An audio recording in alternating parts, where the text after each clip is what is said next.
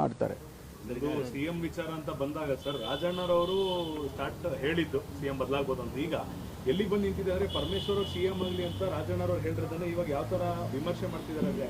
ಸಿದ್ದರಾಮಯ್ಯನವ್ರು ಕೆಳಗಡೆ ಇಳಿಬೇಕು ಅನ್ನೋ ಆಸೆ ಏನಾದ್ರು ರಾಜಣ್ಣರವ್ರಿಗೆ ಇದೆಯಾ ಅನ್ನೋ ಥರ? ಅದ್ರ ಬಗ್ಗೆ ಒಬ್ಬೊಬ್ರು ಒಂದೊಂದು ವ್ಯಾಖ್ಯಾನ ಮಾಡ್ತಾರೆ, ಒಬ್ಬೊಬ್ರೊಬ್ರು ಒಂದೊಂದು ವಿಶ್ಲೇಷಣೆ ಮಾಡ್ತಾರೆ. ಅದಕ್ಕೆಲ್ಲ ನಾನು ಪ್ರತಿಕ್ರಿಯೆ ಮಾಡೋದಕ್ಕೆ ಬರೋದಿಲ್ಲ. ಕ್ಲೈಮ್ ಮಾಡ್ತಿದ್ರಿ ಸರ್, ಅವ್ರಿಗಿಂತ ಮುಂಚೆ ನಾನು ಕೆಪಿಸಿಸಿ ಅಧ್ಯಕ್ಷನಾಗಿ 8 ವರ್ಷ ಇದ್ದೆ ಅಂತ ಸೀನಿಯಾರಿಟಿ ಕ್ಲೈಮ್ ಮಾಡ್ತಿದ್ರಿ. ಈಗ ಯಾಕೆ ಸರ್ ತುಂಬಾ ಸೈಲೆಂಟ್ ಆಗ್ಬಿಟ್ಟಿದ್ರಲ್ಲ? ನಾನೇನು ಸೈಲೆಂಟ್ ಆಗಿಲ್ಲಪ್ಪ. ಇನ್ನು ನಾನು ದಿನ ಟಾಮ್ ಹೊಡ್ಕೊಂಡು ಓಡಾಡಲ್ಲ. ಪಕ್ಷದಲ್ಲಿ ನಮ್ಮ ಹೈಕಮಾಂಡ್ನವರು ಇದ್ದಾರೆ. ಹೈಕಮಾಂಡ್ನವರು ಯಾವ ಸಂದರ್ಭದಲ್ಲಿ ಏನು ಮಾಡಬೇಕು ಅನ್ನೋದ್ರ ಬಗ್ಗೆ ತೀರ್ಮಾನ ಮಾಡ್ತಾರೆ. ನಾವೆಲ್ಲ ಹೇಳಿಕೆಗಳು ಕೊಟ್ಕೊಂಡು ಮಾಧ್ಯಮದ ಮೂಲಕ ನಾನೇನು ಆಗುವುದಕ್ಕಾಗೋದಿಲ್ಲ. ಹೈಕಮಾಂಡ್ನವರು ತೀರ್ಮಾನ ಮಾಡ್ತಾರೆ. ಈಗ ಅವ್ರನ್ನ ಚೇಂಜ್ ಮಾಡಬೇಕು ಅಂತಕ್ಕಂಥದ್ದು ಪ್ರಸ್ತಾವನೆ ಆಗಲಿ ಅಥವಾ ಅವ್ರನ್ನ ಮುಂದುವರಿಸಬೇಕು ಅಂತ ಪ್ರಸ್ತಾವನೆ ಆಗಿ ಇವ್ರುಗಳ ಬಗ್ಗೆ ನಾವು ಚರ್ಚೆ ಮಾಡಿ ಏನಾಗ್ತದೆ? ನಾವು ಇಲ್ಲಿ ಕೂತ್ಕೊಂಡು ತೀರ್ಮಾನ ನಾವು ಮಾಡೋದಿಲ್ಲ. ಅವರು ಹೈಕಮಾಂಡ್ನವರು ತೀರ್ಮಾನ ಮಾಡ್ತಾರೆ. ಈಗ ಅವ್ರನ್ನ ಮುಖ್ಯಮಂತ್ರಿ ಮಾಡುವಾಗ ನಮಗೆ ಗೊತ್ತಿರೋ ಹಾಗೆ ನನಗೆ ಗೊತ್ತಿರೋ ಹಾಗೆ ಅವ್ರನ್ನ ಮುಖ್ಯಮಂತ್ರಿಗಳನ್ನು ಮಾಡಿದ್ದಾರೆ. ಆ ಟೈಮಲ್ಲಿ ನೀವೇನು ಸಮಯ ಆಗಲಿ ಅಥವಾ ಯಾವುದು ನಿಗದಿ ಮಾಡಿರೋದು ನಮ್ಗೆ ಯಾರಿಗೂ ಗೊತ್ತಿಲ್ಲಪ್ಪ. ನಮ್ಗೆ ಯಾರಿಗೂ ಯಾರೂ ನಮಗೆ ಜನರಲ್ ಸೆಕ್ರೆಟರಿ ಆಗಲಿ ಹೈಕಮಾಂಡ್ನವ್ರು ಯಾರೂ ನಮಗೇನು ಹೇಳಿಲ್ಲ ಸರ್. ಆದರೂ ಈಗ ಹೇಳಿಲ್ಲ ಅಂತ ಹೇಳ್ತೀರಾ, ಅಟ್ಲೀಸ್ಟ್ ಯಾರು ಒಬ್ರು ಕ್ಲಾರಿಟಿನಾರು ಕೊಡಬೇಕಲ್ಲ, ಮಾಡ್ತೀವಾ ಚೇಂಜಸ್ ಇಲ್ವಾ ಅಂತ. ಅಲ್ಲಲ್ಲ, ಆ ಪ್ರಶ್ನೆ ಇದ್ರೆ ಕ್ಲಾರಿಫಿಕೇಶನ್ ಕೊಡ್ತಾರೆ. ಪ್ರಶ್ನೆನೇ ಇಲ್ಲ ಅಂದ್ರೆ ಯಾರು ಕ್ಲಾರಿಫಿಕೇಶನ್? ಸುಮ್ಮನೆ ಹೇಳ್ತಾರ? ಅಲ್ಲಲ್ಲ, ಸುಮ್ಮನೆ ಹಂಗಲ್ಲ. ಈಗ ನಾನು ಎಷ್ಟೇ ಹೇಳೋದು, ಪ್ರಶ್ನೆ ಯಾರು ಎತ್ತಿದ್ದಾರೆ? ಪ್ರಶ್ನೆ ಯಾರು ಹೇಳಿದ್ದಾರೆ ಹೇಳಿ? ಬದಲಾವಣೆ ಆಗಲಿ ಅಥವಾ ಇನ್ನೊಬ್ಬರನ್ನ ಮಾಡೋ ವಿಚಾರದಲ್ಲಾಗಲಿ ಯಾರು ಹೇಳಿದ್ದಾರೆ? ನೆನ್ನೆ ಉಪಮುಖ್ಯಮಂತ್ರಿಗಳು ಕೂಡ ಕ್ಲಾರಿಫೈ ಮಾಡಿದ್ದಾರೆ. ನಾನೇನು ಬದಲಾವಣೆ ಕೇಳಿಲ್ಲ ನಾನು ಯಾವತ್ತೂ ಅಂತ ಅವರು ಹೇಳಿದ್ದಾರೆ. ಆದ್ದರಿಂದ ಈ ಪ್ರಶ್ನೆ ಎಲ್ಲಿಂದ ಬಂದಿದೆ? ಯಾರು ಅದಕ್ಕೆ ಉತ್ತರ ಕೊಡೋದಕ್ಕೆ ಈ ಪ್ರಶ್ನೆ ಹಾಕಿರೋರು ಯಾರು?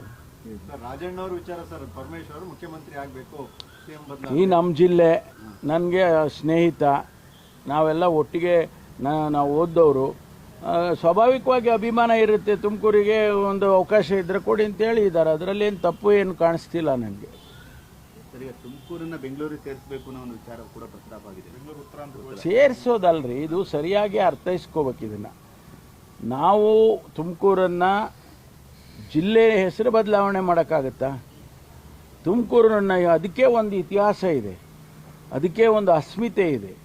ಅದನ್ನು ನಾವು ಬದಲಾವಣೆ ಮಾಡೋಕ್ಕೆ ಹೋಗ್ತೀವ?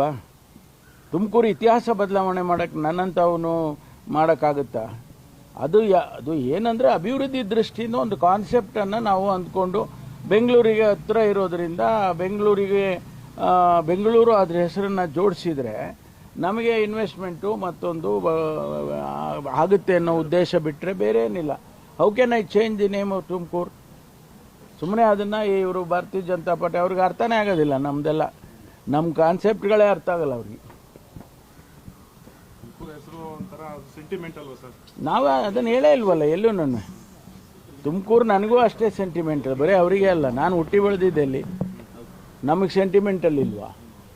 ಅದರಿಂದ ಅದು ಆ ರೀತಿ ಅರ್ಥ ಇಸ್ಕೊಳ್ಳೋದು ಸರಿ ಇಲ್ಲ. ನಾನು ನಿನ್ನೆನೂ ಕೂಡ ಕ್ಲಾರಿಫಿಕೇಷನ್ ಕೊಟ್ಟಿದ್ದೀನಿ. ನೋಡಿ, ತುಮಕೂರನ್ನು ಯಾವುದೇ ಕಾರಣಕ್ಕೂ ತುಮಕೂರು ಹೆಸರು ಬದಲಾವಣೆ ಆಗಲ್ಲ, ತುಮಕೂರು ವಿಸ್ತರಣಾ ಬದಲಾವಣೆ ಆಗಲ್ಲ, ತುಮಕೂರು ಅಡ್ಮಿನಿಸ್ಟ್ರೇಟಿವ್ಲಿ ಕೂಡ ಬದಲಾವಣೆ ಆಗೋದಿಲ್ಲ. ಒಂದು ಬೆಂಗಳೂರಿಗೆ ಹತ್ತಿರ ಇರೋದ್ರಿಂದ ಬೇರೆ ಬೇರೆ ರಾಜ್ಯದಲ್ಲೆಲ್ಲ, ಈಗ ಡೆಲ್ಲಿನಲ್ಲಿ ಮಾಡಿದ್ದಾರೆ, ನೋಯ್ಡಾ ಅವನ್ನೆಲ್ಲ ಸೇರಿಸ್ಕೊಂಡು. Noida is part of Delhi. Noida identity ತೆಗ್ದಿಲ್ಲ ಅವರು. ನೋಯ್ಡಾ ಹಾಗೇ ಇದೆ, ಆದರೆ ಡೆಲ್ಲಿಗೆ ಒಂದು ಭಾಗ ಅನ್ನೋ ಥರ ಬೇರೆ ಬೇರೆ ದೇಶದಲ್ಲೂ ಮಾಡಿದ್ದಾರೆ. ದೊಡ್ಡ ದೊಡ್ಡ ಸಿಟಿಗಳಲ್ಲಿ ಹತ್ತಿರ ಇರ್ತಕ್ಕಂಥ ಪಟ್ಟಣಗಳನ್ನು ಸೇರಿಸ್ಕೊಂಡು ಅದನ್ನು ಬೆಳೆಸ್ತಾರೆ. ಅದನ್ನೇ ನಾನು ಹೇಳಿರೋದು. ನೋಡಿ, ತುಮಕೂರನ್ನು ಬೆಳೆಸಬಾರ್ದಾ? ಹಾಗೇ ಇರಬೇಕಾ? ನಾವು ಹಂಗೆ ಹಿಂದೆ ಬಿದ್ದು ಹೋಗ್ಬೇಕಾ? ಇಷ್ಟು ಹತ್ತಿರ ಬೆಂಗಳೂರಿಗಿರೋರು ಈಗ 20,000 ಎಕರೆಯಲ್ಲಿ ಇಂಡಸ್ಟ್ರಿಯಲ್ ಹಬ್ಬು ಮಾಡಿದ್ದಾರೆ. ಈಗಾಗಲೇ ಸುಮಾರು 2 ಫೇಸ್ ಆಗಿದೆ. ನಂದೇ ಕ್ಷೇತ್ರದಲ್ಲಿ ಬರುತ್ತೆ. ಅದರಲ್ಲಿ ಈಗ ಅದನ್ನು ಏಷ್ಯಾದಲ್ಲೇ ಅತಿ ದೊಡ್ಡ ಇಂಡಸ್ಟ್ರಿಯಲ್ ಹಬ್ ಅಂತ ಕರೀತಾ ಇದ್ದಾರೆ. ಜಾಪನೀಸ್ ಟೌನ್ಶಿಪ್ಗೆ 500 ಎಕರೆ ಜಾಗ ಕೊಟ್ಟಿದ್ದೀವಿ. ಅಲ್ಲಿ ನಿಮ್ಸ್ ಬಂದಿದೆ, ಫುಡ್ ಪಾರ್ಕ್ ಬಂದಿದೆ, ಜಾಪನೀಸ್ದು ಟೈಮೆಕ್ ಅಂತ ಒಂದು ಕಂಪನಿ, ದೊಡ್ಡ ಕಂಪನಿ ಬಂದಿದೆ. ಈಗ ಎಲ್ಲ ಕಂಪನಿಗಳೆಲ್ಲ ಬರ್ತಾ ಇದ್ದಾವೆ. ಅದನ್ನು ನಾವು ಹೆಚ್ಚು ಬೆಳೆಸಬೇಕು ಅನ್ನೋದನ್ನು ಬಿಟ್ಬಿಟ್ಟು ನಾವು ಹಾಗೆ ಸ್ಟೇಟಸ್ಕೋ ಮೇಂಟೈನ್ ಮಾಡೋಕ್ಕಾಗುತ್ತಾ? ನಮ್ಮಲ್ಲಿ ಲಕ್ಷಾಂತರ ವಿದ್ಯಾರ್ಥಿಗಳಿದ್ದಾರೆ. Tumakuru is education centre. ಹೆಚ್ಚು ಕಮ್ಮಿ 9 ಇಂಜಿನಿಯರಿಂಗ್ ಕಾಲೇಜ್ ಇದೆ, 3 ಮೆಡಿಕಲ್ ಕಾಲೇಜ್ ಇದೆ. ಆ ವಿದ್ಯಾರ್ಥಿಗಳೆಲ್ಲ ಅವ್ರಿಗೆ ಅಪರ್ಚುನಿಟೀಸ್ ಬೇಕಲ್ವಾ?